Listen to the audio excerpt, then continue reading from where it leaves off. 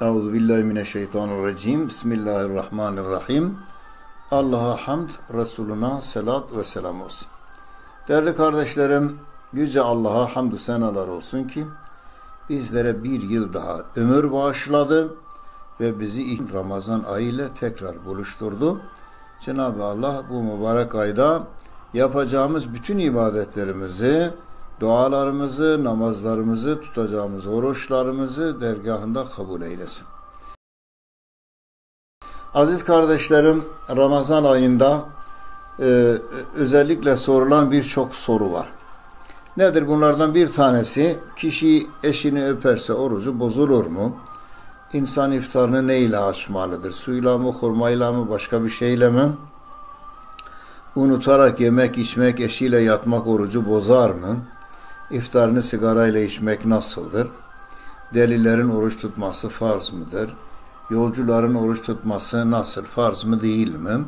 Oruçluyken doğum yapan kadının ya da aybaşı haline giren kadının orucu bozulur mu? Bunlar ve bunlara benzer birçok soru soruyorlar. Allah nasip ederse bu videomda bu soruların cevabını bulmaya çalışacağız. Ama önce oruç nedir? Manası nedir? Mahiyeti nedir? Kimlere farz kılınmıştır? Yani hangi ümmetlere farz kılınmıştır? Onlara bir göz atalım. Oruç, siyam, Kur'an'da siyam olarak geçer. Orucun karşılığı olan kelime Arapçada nedir? Siyamdır dedik. Siyam, lügatta bir şeyden kaçınmak, çekinmek, korunmaktır. İstilahta ise yani şer'i manası ise tan yerinin ağarmasından yani fecrin doğuşundan güneşin batışına kadar yemekten, içmekten ve cinsel ilişkiden kaçınmaktır. Bunun manası budur. Orucun farziyetine gelelim. Oruç bizden önceki ümmetlere farz kılındığı gibi bizlere de farz kılınmıştır. Ancak ümmeti Muhammed Aleyhisselam için oruç tutma ibadeti Ramazan ayına tahsis edilmiştir. Orucun farziyeti kitap, sünnet ve icma-i ümmet ile sabittir. Kur'an'a bakacak olursak Bakara suresinin 183. ayeti mealen şöyle buyurur Cenab-ı Allah: Ey iman edenler! Oruç sizden önce gelip geçmiş ümmetlere farz kılındığı gibi size de farz kılındı. Umulur ki korunursunuz. Ya eyyühellezine amenu kutibe aleykumus-siyamu kema kutibe alellezine min kablikum. Evet, ayet böyle. Ramazan ayı insanlara yol gösterici, doğrunun ve doğruyu eğriden ayırmanın açık delilleri olarak Kur'an'ın indirildiği aydır.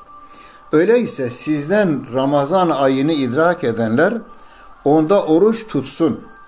Kim o anda hasta veya yolcu olursa tutamadığı günler sayısınca başka günlerde kaza etsin.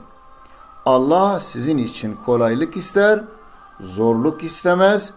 Bütün bunlar sayıyı tamamlamanız ve size doğru yolu göstermesine karşılık Allah'ı tazim etmeniz, şükretmeniz içindir. Bakara suresinin 185. ayeti. Peki orucun farziyetiyle ilgili sünnetten delil var mı?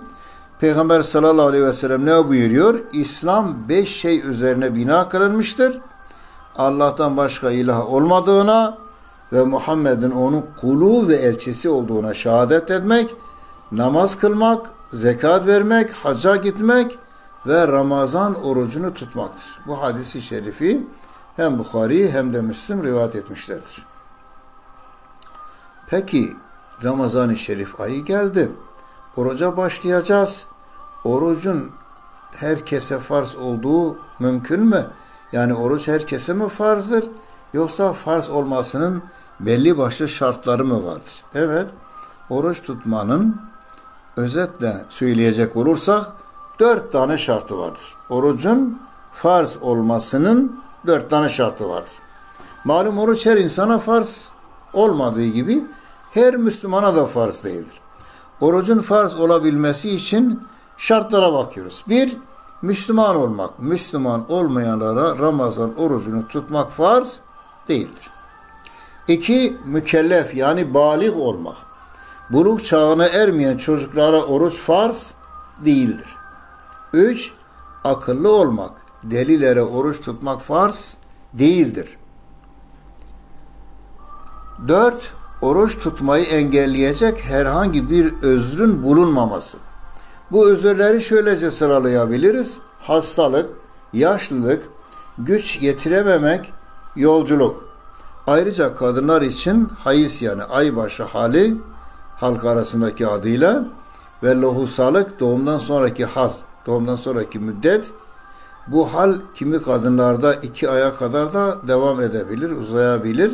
Kimi kadınlarda 3-5 günde bitiyor. Yani doğumdan sonraki o lohusalık hali bitince orucunu tutabilir. Eğer gücü yetiyorsa, eğer sütünden bir aksaklık olmuyorsa, eğer oruç tutması kendisine ya da çocuğuna bir zarar vermiyorsa tabi. Bunun şartlarını söyleyeceğiz inşallah. Evet, bunlar orucu tutmaya manidir dedik. Peki orucun rüknü nedir? Yani ben oruç tutuyorum, hiç niyet etmeden olabilir mi? Hayır. Orucun rükünleri 2 tanedir. Bir tanesi niyet etmek. Niyet kalp ile yapılması yeterlidir. Ancak dil ile söylemek de sünnettir. Niyet için özel bir tarif yoktur. Sadece yarın için oruç tutacağını kalbinde geçirmesi yeterlidir. Ramazan ayının her günü kendi başına bir ibadet olduğu için her gün için ayrı ayrı niyet etmek farzdır. Yani her gece niyeti tekrarlamak gerekiyor. Niyetin vakti imsak vakti doğmadan öncedir. İmsaktan yani fecrin doğuşundan sonra yapılan niyet geçerli değildir. O günü tekrar kaza etmesi gerekir. En iyisi iftar yaparken Ya Rabbi bugün tuttuğum orucu kabul eyle. Artık kişi kendisine göre duasını artırabilir ya da en çok ne istiyorsa onu arz edebilir Cenab-ı Allah ve yarınki oruca da niyet ettim demesidir ki bunu adet haline getirirse artık unutmaz. Tabii ki eğer o zaman niyet etmez de oruç için sahura kalkıyorsa bu da niyet yerine geçer. İkinci rüknü vaktin, imsak vaktinden akşam güneş batıncaya kadar yemekten, içmekten ve cinsel ilişkiden uzak durmaktır.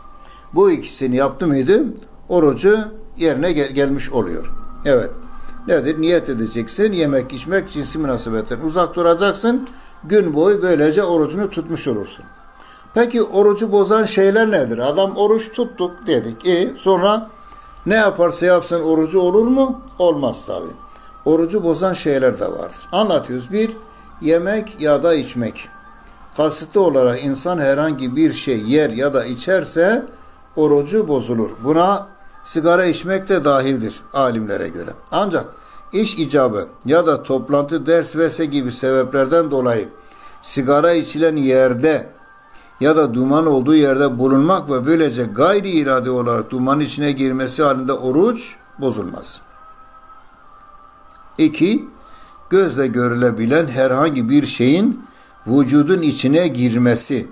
Bundan maksat insan vücudundaki açık deliklerden herhangi birisinden bir şeyin vücudun içine girmesidir. Bunlar da şunlardır. Ağız, burun, göz, kulak, ön ve arkadır. Her ne kadar damarlar özellikle de zikredilmemişse de fıkıhçılar damardan yapılan iğnelerin de orucu bozduğunda müttefiktirler. Eğer kendisi hasta olur da mutlaka iğne yapılması gerekiyorsa o zaman orucunu sonraya tehil etsin. Tutmasın, hastalık geçtikten sonra orucunu tutsun. Malum hastalar için dinimizde ruhsat vardır. Damarda yapılmayan iğneler orucu bozmaz. Örneğin kaba ete, kalça, kol vs. gibi yerlere yapılan iğneler orucu bozmuyor. Zaruret yoksa bu tür iğnelerden kaçınmak daha iyidir. Hakeza serumun verilmesi de orucu bozar, biliyor serum. Yeme içmek yerine de geçiyor. Üçüncü şey, orucu bozan üçüncü şık, cinsel ilişkide bulunmak. Her halükarda orucu bozuyor. İster menisi aksın, ister akmasın. Böylesi bir durumda bir gün kaza 60 gün kefaret olmak üzere toplam 61 gün oruç tutmak gerekiyor. Eşlerin birbirini öpmesinde bir sakınca yoktur. Ancak sevişmek yasaklanmıştır. Öperken ağızdan öpüp partnerin ağzından olası bir ısraklığı yutmak orucu bozar. 4. İstimna orucu bozar. Kişinin eşine sarılması, kucaklaşması ya da öpmesi halinde meninin akması ya da elle oynaşmadan meninin gelmesi halinde oruç bozulur. 5. Kişinin aklını kaybetmesi de orucu bozar. Akıllı iken dellenen birinin orucu bozulur. Zira daha önce de anlattığımız gibi oruç delilere zaten farz değildir. Kişi akıllıdır, delleniyorsa o farziyet üzerine kalkar. 6. Dinden çıkmak, Rabbim korusun hepimizin. Mümin iken fikir değiştirerek küfre giren ya da küfrü gerektiren herhangi bir söz veya fiilde bulunan insanın orucu bozulur. Bu konu çok önemlidir. Çünkü günümüzdeki Müslümanlar birçok defa bilmeyerek dinden çıkaran kelimeleri sarf etmektedir.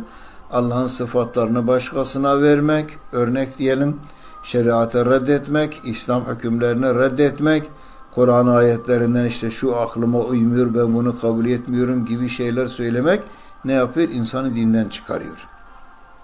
7. Aybaşı ve lohusalık halleri. Kadın oruçlu iken hayza girerse ya da doğum yaparsa orucu bozulur. Artık iftar vaktini beklemesine gerek yoktur. Yer içer, daha sonra şartlar el verdiğinde orucunu kaza yapar. Bu da Cenab-ı Allah'ın kadınlara vermiş olduğu bir mükafattır. Bir iyiliktir diyebiliriz. 8. Kasten kusmak orucu bozar. Kişi kendini zorlar ve kusarsa orucu bozulmuş olur. Kusmuktan bir şey boğazına geri dönmese de yine orucu bozulur. Ama iradesi dışında kusarsa ve kusmuktan boğazına bir şey geri dönse bile orucu bozulmaz. Çünkü burada kasıt yoktur. İnsan unutarak yer içer ya da cinsel ilişkide bulunsa orucu bozulmaz. Ancak hatırladığı an kaçırması gerekir. Hatırladığı halde ağzındaki lokmayı yiyen bir kişinin orucu bozulur. Yani ağzında bir lokma ekmek var, biri dışarıdan gelir de ki ne yapıyorsun, oruçlusun der, de ki de yemişken şu lokmayı da bir yiyeyim gitsin derse orucu bozulur. Ya da ağzında su, bu yudumu da yudumlayayım geçsin dese olmaz. Onu mutlaka dışarı atması gerekir. Ya da hanımıyla yatıyorsa hatırladığı an bir saniye devam etmemek lazım. Hemen geri çekilmesi. Bu şekilde orucunu tamamlaması lazım. Ama öyle yapmasa orucu bozulur ve o zaman da 61 gün oruç tutmak gerekiyor. İnsan yanılarak bir şey yer içerse orucu bozulur. Örneğin iftar vakti olmuş, sanarak yiyen bir insan daha sonra bakar ki daha güneş batmamıştır, onun orucu bozulur. Aynı zamanda daha imsak atmamış düşüncesiyle yiyen biri daha sonra bakar ki güneş doğmak üzere, bunun da orucu bozulmuş olur. Çünkü bilerek yiyor, içiyor. Unutmuş değil.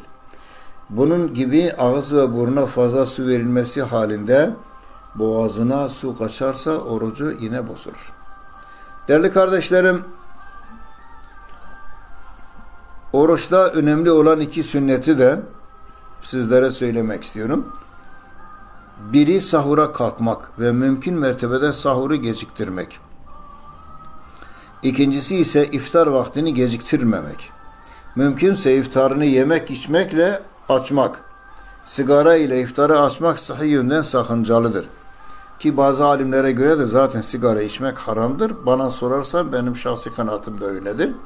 Kişinin iftarını eşiyle münasebetle açmasında dini bir sakınca yoktur. Ancak sünnet olan dedik, orucu yemek içmekle bozmak, yani iftarını o şekilde yapmak sünnettir. Eşlerin birbirini öpmesinde de hiçbir sakınca yoktur. Daha önce de bahsettiğimiz gibi dudaktan öpüp ıslaklığı yutmamak şartıyla. Değerli kardeşlerim, bazı insanlar biraz kibirlenerek de ne olmuştu, hadi ben bir yarım saat sonra orucumu bozabilirim, iftar edebilirim gibi böyle böbürlenerek iftarını geç açan insanlara da rastlıyoruz maalesef. Bu dinimizde caiz değildir. İbadetler standarttır. Peygamber Efendimiz sallallahu aleyhi ve sellem'den nasıl gelmişse o şekilde bizim de yapmamız, uygulamamız gerekiyor. Konuyu genellikle Şafii mezhebine göre izah etmeye çalıştım. Cenab-ı Allah cümlemizi, cümle mazlum insanları huzura, özgürlüğe kavuştursun. Hepimizin ibadetlerini kabul eylesin.